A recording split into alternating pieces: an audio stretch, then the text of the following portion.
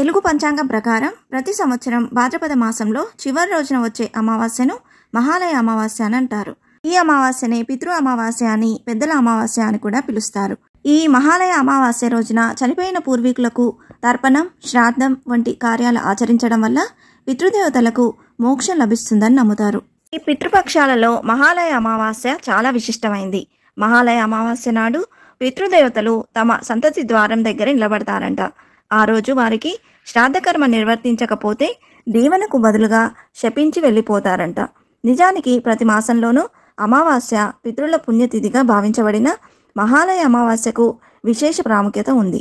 ఈరోజు సమస్త పితృదేవత విసర్జనం జరుగుతుంది.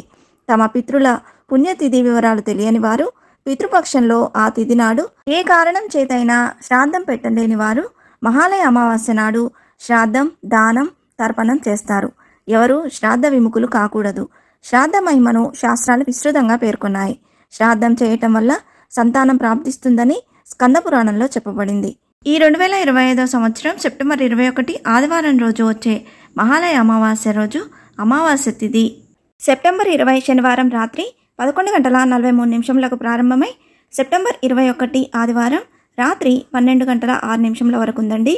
మన హిందూ పంచాంగం ప్రకారం సూర్యోదయానికి ఏ తిథి అయితే ఉంటుందో ఆ రోజు ఆ తిథిగా పరిగణిస్తాం. కాబట్టి అమావాస్య తిథి సెప్టెంబర్ 21 ఆదివారం రోజు వచ్చింది. కాబట్టి ఈ 2025 సంవత్సరంలో మహాలయ అమావాస్యను సెప్టెంబర్ 21 ఆదివారం రోజు జరుపుకోనున్నాం. అయితే ఈ రోజే సూర్యగ్రహణం అని అంటున్నారు. కానీ ఈ గ్రహణ ప్రభావం మన భారతదేశంపై లేదు కాబట్టి గ్రహణ నియమాలు పాటించాల్సిన అవసరం లేదు. అలాగే పితృకార్యాలను నిరభ్యంతరంగా జరుపుకోవచ్చు.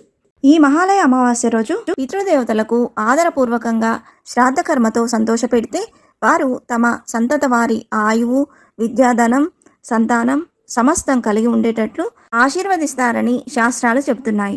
శ్రాద్ధకర్మలో నువ్వులు, గూఢ మిశ్రిత అన్నం అంటే బెల్లం అన్నం సమర్పించిన దానం అక్షయమవుతుంది. అన్ని దానాల్లోనూ అన్నదానం అనేది ప్రధానమైంది. అన్నదానం ఎప్పుడు చేసినా మంచి ఫలితాన్నే ఇస్తుంది. కానీ ఈ మహాలయ పక్షంలో చేసే అన్నదానం వల్ల అనంతకోటి యజ్ఞ ఫలితం ప్రాప్తిస్తుంది. అది కూడా వీలు కాకపోతే గోవుకు గ్రాసమైన పెట్టవచ్చు. శ్రాద్ధకర్మ చేత పితృదేవతలకు సంతృప్తి కలిగించిన వ్యక్తికి భౌతికంగా సుఖ సంతోషాలు, పరలోకంలో ఉత్తమ గతులు లభిస్తాయని శాస్త్రాల ద్వారా తెలుస్తుంది. పితృదోషం అంటే ఒక శాపం. గత జన్మలో ఎవరైనా వృద్ధులకు కానీ తల్లిదండ్రులకు కానీ కష్టం కలిగించి ఉంటే, లేదా వ్యక్తికి తీవ్రమైన అనారోగ్య సమస్యలు, కష్టాలు కలుగుతూ ఉంటే దానికి కారణం ఆ వ్యక్తి యొక్క తల్లిదండ్రులు కానీ పూర్వీకుల చేత కానీ చేయబడిన దోషాలు కారణమవుతాయి.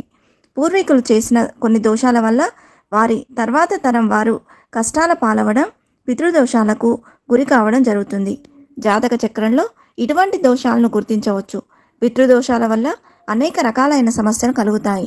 అవి ఎటువంటివంటే ముఖ్యమైన పనులు పూర్తి కాకపోవడం, ఆటంకాలు ఎదురవడం, వైఫల్యాలు ఎదుర్కోవడం, గౌరవ ప్రతిష్టలకు భంగం కలగడం, కుటుంబంలో స్త్రీకి చిన్న వయసులో వైధవ్యం ప్రాప్తించడం, కుటుంబంలోని వ్యక్తికి మానసిక స్థితి సమతుల్యత లేకుండా ఉండడం, ముఖ్యంగా సంతాన భాగ్యం లేకపోవడం, పుట్టిన సంతానం జీవించకపోవడం, సంతానం వల్ల తీవ్ర సమస్యల వంటివి పితృదోషాల వల్లే కలిగే సమస్యలు. ప్రతి మనిషి తన జీవితంలో పితృరుణం తీర్చుకోవాలి. దీనివల్ల పితృలు తృప్తి చెందుతారు, వారికి ముక్తి లభిస్తుంది. తమ సంతానం పితృరుణం తీర్చకపోతే వారికి ముక్తి లభించదు.